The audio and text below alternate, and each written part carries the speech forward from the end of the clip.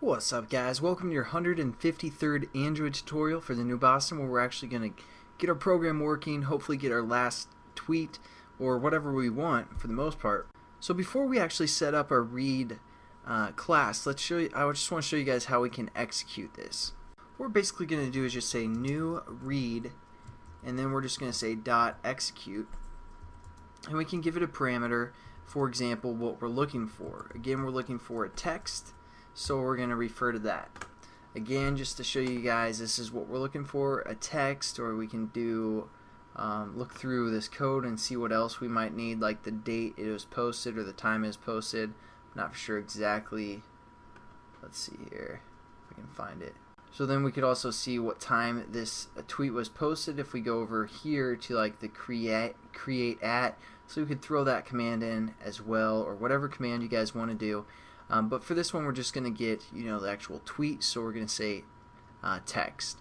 Then it's going to call this class. So what we need to do is we need to create also a JSON object that we're going to create through this last tweet method.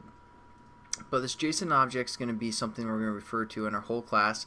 So just set this up, JSON object called JSON, and there we go.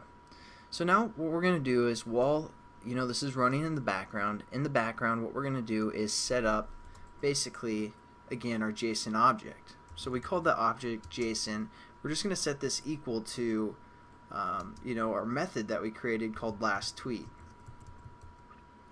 Then we're just going to give it, again, a string name, which is the username. So we're just going to say my bring back. And that's going to create us a JSON object. And then all we're going to do is we're going to surround this with a try and catch, and we're going to return basically the text or whatever we're looking for.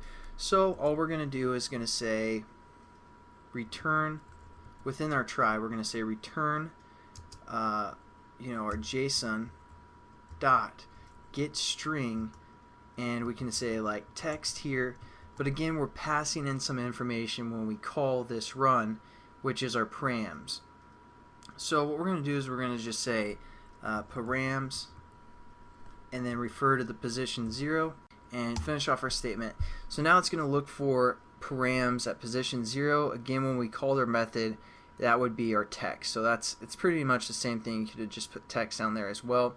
But now it's going to return this.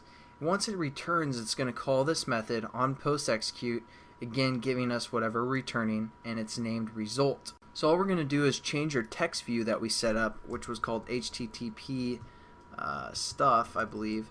And we're just going to say set text to result. Again, that's what's being returned from our JSON object. We're getting the text from our first object. So let's run it, make sure it works. Oops. And we're just going to scroll down, hit HTTP example, and then it loads our last tweet.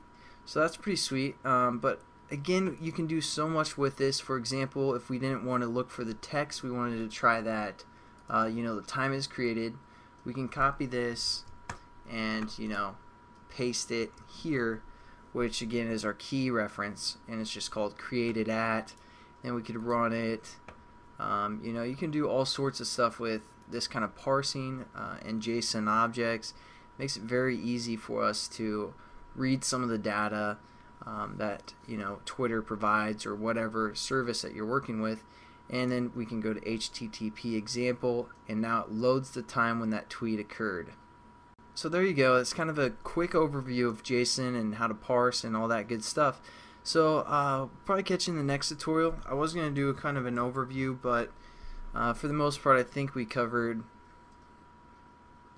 most of this stuff. So I'll catch you guys in the next tutorial where we're probably going to do something else, and I'll see you then. Have a good one.